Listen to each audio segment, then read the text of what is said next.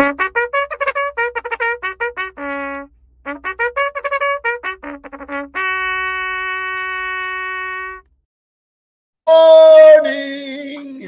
Good morning, good morning, good morning. Wisdom Wednesday, super pumped. Had just an awesome time yesterday. I got Sarah to join us, which I really, really enjoy her style, man. She's in it. She's working it. She's all business. Jerry loved her. Man, he goes, what a cool title, Chief Storyteller. Yeah, and she is doing a phenomenal job of telling our story. Right? Are you telling a story? Hi, Jules. Hi, Julesy. Did I hear that Jules was walking? Jules was taking some steps last night. He hit like maybe 4 or 5 steps. We didn't really count them because they're happening fast. But he is standing. Okay, now he's making his exit stage, right? Say bye-bye. I'm happy he is, man. Get away from me, Dad. Yeah, he took 4 or 5 steps last night, which was super cool. He's just very strong, standing up and walking and doing his thing. So it was awesome stuff. Hey, Amanda, I was talking heavy duty Bank United yesterday. Jerry introduced me in the new training facility, and then boom, Jerry opened up, and then I went after and spent 90 minutes talking about all kinds of really cool topics. One of the topics, Mark, you might like is decision fatigue, which we will unpack sometime shortly here as a topic. We won't be doing it today, but a great day, super fun. I love their new facility, love all that stuff. Here's a Huddle comment. So years ago, 2015, I was reminded yesterday, I was doing some work with Bed Bath & Beyond. Rich McMahon, who instantly became, like my bud. He was amazing in terms of how many people he managed and how many stores. And look who showed up. Patrice Jimenez is here. She's brand new. I had a wonderful conversation with her yesterday. What a lovely lady. Beautiful. What made my afternoon, made my day. But anyway, so Rich introduces me to somebody, which you just never know. It's such a great effort to do that. Out of the blue, just introduce 2 people who you think should know. It's a really good effort. Anyway, he introduces me, and I say, it's been too long. Let's catch up. Yesterday, we got a chance to catch up, and he says to me, he goes, listen, doesn't matter where I am. And he was making it real. He goes, I could be walking my dog. I could be on the can. Doesn't matter. He goes, you guys bring the energy in the morning, man. I was like, you watch the show? Yeah. So great. It's funny because Daniel Wakefield put out a post yesterday about networking and like networking best practices, or how do you define networking? And he tagged me in the comments and was like, I would love to hear your insight. And I was like, just make friends, man. Like networking is just making friends. And as you make friends, help other people make friends. And if you constantly do that, that is networking. That's what I was taught networking was from you. It's what I've always seen happen, whether it was in football or in business. And it's what's led to success of building the right kind of network. Yeah, great stuff. I mean, Jake, I think you understand networking from a process standpoint. We sort of told you the methodology, and you've gone into a daily practice. Share it while we're on it. People get a little bit too robotic when it comes to networking. Like, all right, I'm in the networking mode. Like, one thing you taught us life, that you're always networking, and that you're always having conversations. The best conversations we've had has been at a bar or an airport or at the mall or these random places, because you're just constantly curious. And that's what networking, or call it constant networking, is being constantly curious in other people. Constantly looking for people, constantly finding things that are cool, that catch your eyes, that you want to ask questions about, and be, genuinely be curious when you find something interested. And that's what networking is. That was my post yesterday on Instagram. I made that reel that was like, people think that networking only happens in person, and through social media, whatever platform you want, particularly LinkedIn, obviously, networking is happening 24/7. Doesn't matter what time of day. It doesn't matter what you're doing. You could pop open your phone. You could pop open your laptop, and you're networking with millions of people. So, it's a great conversation. Matt DiGregorio shines in, and he's the pro of pros, because when he and I had our first virtual coffee, he turned it around, man. It was starting to introduce me to people before I can introduce him. It was like, oh my God, I'm looking in the mirror. This is what it looks like when someone actually gives first, instead of, oh, what can I take from this person? Let me give you. See, so great job, Matt. Love that. What a great opening, great energy. We have Jake here. For those who have been following me, I get jaked 3 times a week. I love it. The results are great. I'm really into this fitness mindset. I'm going to share a bunch of stuff with you guys. We have a new segment, which is super fun. It's about Arnold Schwarzenegger and the pump. So we'll jump right into that after Huddle music, and then 8 lessons we can learn from his life. Bang, let's go. Wake up, everybody. Get up, get up, get up, get up. Wake up, come on, come on. Wake up, everybody. Teach a new way. Maybe then they'll listen what you have to say. Wake up, everybody. No more sleeping in bed. No more about to thinking, time of thinking ahead. Come on.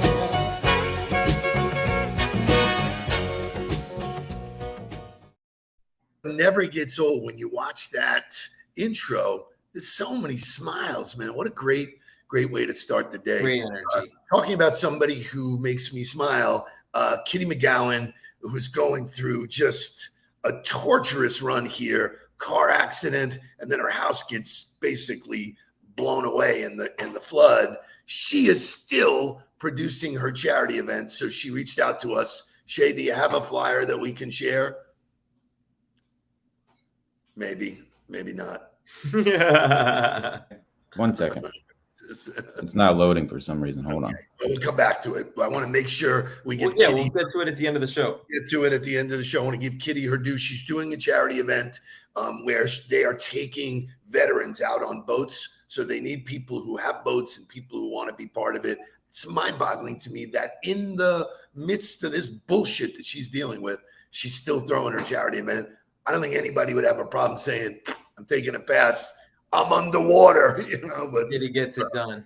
Good for her. Okay, so this new segment, Shay, show me the Pump Club. The Pump Club. I love that. Today, maybe he's just off today. I don't know. There it is. So Arnold's Pump Club, he pulled 2 other guys together, and they put out content every day. For me, it's fantastic. It is just easy to read. It's less than 5 minutes. They call it the positive corner of the internet. I think we're more positive, but and we're live. But great stuff today. So I'm going to ask great information every day. It's always nutrition or fitness driven. I mean, go figure, it's coming from Arnold. But a lot of it is debunking myths. A lot of it is talking about the trends that are out there, and then they go and they find the experts, or they do the research on the numbers and the studies, and they synthesize the information for you in a really quick way for you to digest it, understand it, and then be able to apply it to yourself. So it's a great morning read. Especially in the fitness world, probably more than other industries, like trends and fads kind of get thrown together quickly. People hop on waves without having any clue what it does to your body, or were programmed one way in a study that was done a bunch of years ago. So it's cool to see that actual numbers come out about stuff. I posted today about numbers about cold calling. The numbers don't lie. And so when you actually study it and track the data, that's when you can actually make educated decisions. So here we go. I'm going to ask you myth or magic. First question, saunas work for detox? I know the answer because I read this morning. So right. I probably would have answered differently before, because I think sweating is a form of detox and it is the way to get, bad stuff out of your body. But apparently it is a myth, and you only burn, what is it, sodium? Or, well, so it's 1/10 of the toxins in your body actually come out in your sweat, or it's like 1/10 if you were to sweat 2 liters of sweat. It's like a astronomical number. So the actual toxins that you release from your body through sweat is so small. So it's not actually the release of the toxins that's making you feel better. The sweating makes you feel better. The release of the water weight and the release of the excess bloat or whatever that you have going on. I mean, heat is just good for your muscles. It opens up your muscles and allows more blood flow. Circulation of blood flow helps your body feel better. But it's interesting because I would have assumed that when you were sweating, toxins were coming out of your body. I mean, I know for me, sometimes it tastes like what I drank the night before. So I would assume that it was actually coming out. But I guess, how about this as a theory? It makes me feel good. So even if it's a placebo effect, it affects my day positively. There are mental things that come with sweating. Their endorphins are releasing. You're still releasing endorphins from and ultimately the muscles getting bigger or expanding and allowing more blood flow is the best thing that happens from it. Great. Number 2, myth or magic? If you eat more, you lose more.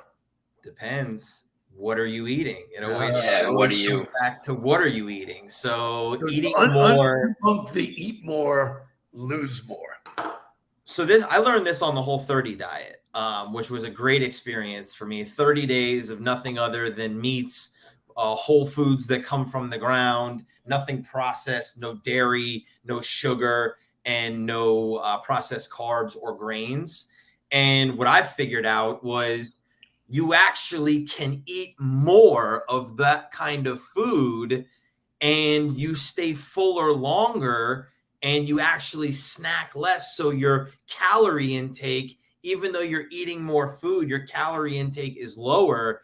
And then at the beginning of this year, when I really started paying attention to my protein intake and started getting at least half of my body weight, half to 2/3 of my body weight in grams per protein, it significantly changed the way I snacked and how hungry I felt. So 2 ways that I know you can change your snacking habits. One would be increasing your protein intake and paying attention to that. The other one is focusing on just a whole foods diet. So it's fascinating for me because all of these fast, keto, all of these are what Jake talked about, fads. I was always confused. Whenever I did anything, I was hungry. I walked around hungry.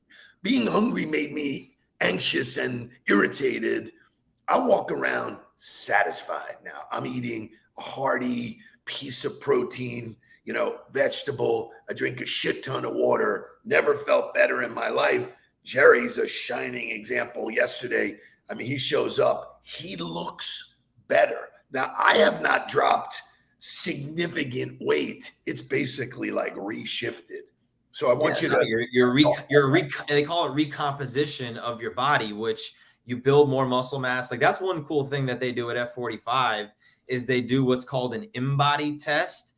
And you stand on a machine with your arms out wide and it tests your skeletal muscle mass. It tests your body fat percentage and gives you an idea of what index your body is in terms of whether you need, forget about weight. It's testing how much muscle you have and how much fat you have and how you need to either increase muscle or just lose fat, depending on what your body's like. And so, to me, the recomp of a body or the just focusing on that kind of diet is sustainable. And I'm all about sustainable. Take any comments on that? Because I think it's really apropos to how you went from I'm ready to where you are now. Like you were ready and disciplined and all that stuff. Well, I'll use you as an example. Like we talked about it, like your other fads and stuff like that. Like those aren't lifestyle changes. Those are you're going to ride the wave. You're going to have a weekend where you go off the rails and you don't really come back because it's not a sustainable model. And for you, you're like, I don't want to feel like shit anymore, but you're not also starving yourself. So you're getting enjoyment from the results and doing it right and the consistency of it, which will pay off long-term, not in the instant gratification of in a month. I lost 15 pounds in a month, but now I feel like shit and I don't have any energy or, so it's the consistency. Consistency? No, it's always about consistency. No. Right? Consistency? It's not that word again, is it? Right. Like, No. it's just very That funny C to word. me. Like, I don't, it's this, you know, every guru that you talk to, anybody that's, you know, made it, or anybody that talks about success, it's just consistently showing up. How many days? Like when I did the math in my head of like, okay, if I work out 5 days a week for the entire year, what percentage of the year am I actually working out? And I was like, damn, it's not enough. You know, it's 2/3, it's 66%. Like if I really want to crack into a higher percentage, if I really want to say I'm being consistent and get into that 75 or 80% range, 6 days is the minimum. And so it shifted my thought process on what a lot was, or, you know, what consistency really looked like. And that helped me a lot, because then it was like, all right, well, now the bar has changed. Now it's, the bar is not 5. And if I hit 4, I'm still close. Now the bar is 6. And so 5 becomes the minimum. So at yesterday's event with Bank United, I played them the confidence video from Dion. You know, and at the end of that, he says, if you feel good, you play good. And if you play good, you get paid good. And so it's like, can you relate what this has done for you in terms of performance in the business world? Yeah, I mean, for me, it's discipline to my entire daily process then. Like knowing that I am eating the right way, it allows me to operate off of less sleep. Like I don't get a lot of sleep. I'm somewhere between 4.5 and 6.5 hours a night during the week. It's not a lot. And so in order for me not to feel tired, in order for me to really be able to get through with enough energy to do what I need to do throughout the week, it comes from my nutrition of what I'm eating and my consistency in working out. Those things feed each other, which then fuel me to be here for the huddle and do what I need to do, have energy on my coaching calls, have energy in my presentations, have the energy to meet new people and digitally network and create new opportunities. And so that cycle and the process that I'm living in, it was great to get away for 4 days. Don't get me wrong. I needed that break, but working out on the break is what helped me come out of the break ready to go back to work. I slept for 3 hours Sunday night before I got on the huddle. One of the hard parts, and we talked about it in January, is like everybody wants to fix their entire life in like the first month of January. They want to do more business, they want to work out, they want to eat healthy. Like it's 17 different avenues, and every priority has to be, you know, at the utmost importance and doing everything at this high rate. It's about kind of breaking it down into steps, right? And getting the steps correct, and then making the steps fit together. The stairs, it all gets you to the top, which is how you want to feel. And it's about kind of tinkering and finding out how to do everything to get you to that, you know, ultimate performance at the end of the day. You know, like some work out better in the morning, some work out better at night, some do their cold calls or, you know, their sales calls in the morning because they're tired, and whatever it is, it's about fitting it together to give you the best result in order to then achieve the best, you know, your best performance.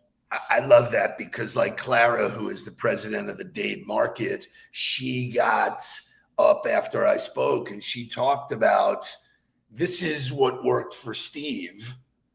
What works for you? You know, like, do you have your morning routine set?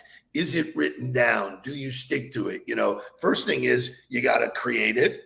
And I think you got to write it down. You know, like all of this stuff that I'm learning from Arnold and the library called the internet actually makes it simple for me. It's not complicated. Everything before was measuring, and like, I don't have to measure the amount of protein I eat. If I'm hungry, I eat some protein. I feel better, you know. So, you know, we said this in many of the dialogues we've had. It's, you know, more is not better. Better is better. Create a morning routine that actually works for you. And that to me is, you know, working with, and shout out to Sistel, because I'll be with the leadership group today, but working with them on building their business development modules versus their sales modules, really helping them separate the process and putting down a repeatable process. Like that to me is, what is the routine? What is the routine that you go about doing to get people's attention? Then what is the routine you go about doing from converting that attention to time with them? And once you've had time with them, what's the process and the routine that takes that from time with them to making a decision on where they go and what the next steps are?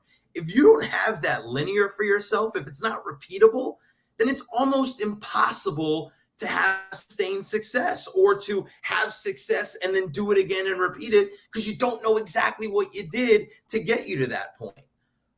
Jake, any comments? Something written down is like multitasking. You're asking your brain to categorize it, remember it, then execute.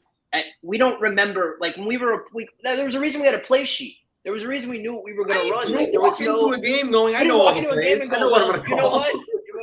We'll call it outside zone today. You know, like that's how it like feels to me. It's like I'm going to walk into a gym and go, I'll figure it out as I go. You're wasting time. You're wasting energy and mental wherewithal to do it all. But I want to bring this up. I want to bring this up because I think it's really important.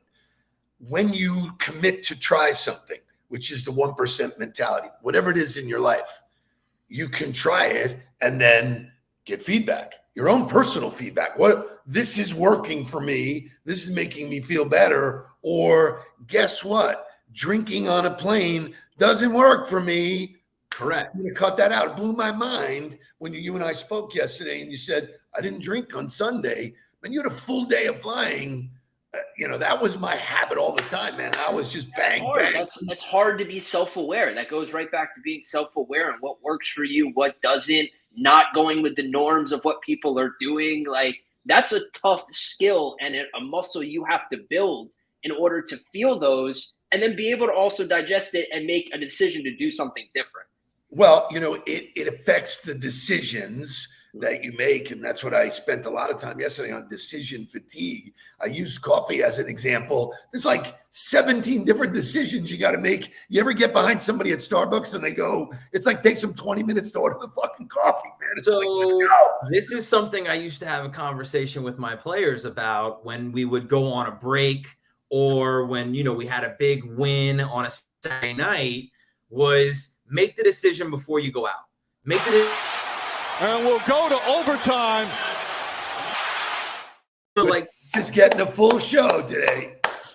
Jake was talking about the play call sheet. It's not like as a play caller, you don't know what you want to do or how you want to do it, but there's a lot of information to fucking process in 40 seconds if you don't have something to help guide you there. So the play call sheet was your decision-making process prior to the game starting so that when the moment hit, you could go right to the selection of plays. You could look at the 6 that you had decided were the ones that you wanted to run, and you could choose from a small sample size of it. It's the same thing I would talk to my players about, is I'd say, look, you're going to go out tonight. You're going to go party. Make the decision on how many drinks you're going to have tonight. Make the decision on whether or not you're going to be with those people or you're not going to be with those people. Because if you wait till you're in that situation to make that decision, I promise you're going to make the wrong one. Because now you've allowed all of these other factors to weigh in on your decision-making process instead of when you were in a clear head and you were clear on your priorities and knew what you wanted to do, you didn't make that you made that decision already. What a fabulous session this morning. I'm going to leave one thing. If you do nothing right in a day, get people's names right. Like, it's not hard. And not that I'm defending. I've seen multiple people call him M-A-R-K, and I'm not calling him out. Most of it, I can't see your name. But it's not hard. On my post. Like, you did it on my post. Like, my name's right there. It's and not hard. For a long time. And it's just the lack of, like, taking initiative to do it right. Like, it would offend me if somebody called me the wrong name or didn't take the time. So I go out of my way to make sure I spelled their name right. So you know what? Take the extra step, do it right. And if you take nothing else away from me, there's no skill that goes into that. If you enjoyed in case they need help, I put the names on the if you enjoyed this conversation, if you want to dive deeper into morning routine, if you want to dive more into building yourself a repeatable process, GOTV training is the place to go. I didn't have his Eeyore, it's okay. We had a great virtual coffee. I hope you got my video follow-up. I'm looking forward to continuing the conversation with you. But if you guys are looking to adopt the 1% mentality mindset if this triggered something inside of you. Couple different places for you to go. Go to gotbtraining.com. We can get you involved in the GOTB accountability call that's happening today, or just reach out to one of us and have a virtual coffee. Michelle wants to have conversations about last names. You lose. Pottorff. I'm pretty sure I got this right. I think it's Pottorff. So I don't know. Listen, make it a great Wednesday. You have a choice. It's all up here. It was not a personal attack on anybody. Just I couldn't see names, I swear. Thank you guys. Nick is getting hate emails now, man. Oh yeah. Yeah. You know what? I like it. It's accountability around here. On a Wednesday when we have the accountability call, let's go, man. Let's get down to business. Please don't worry about me. I'm about to let my heart speak. My friends keep telling me to leave this. So let's get down to business. Let's get down to business.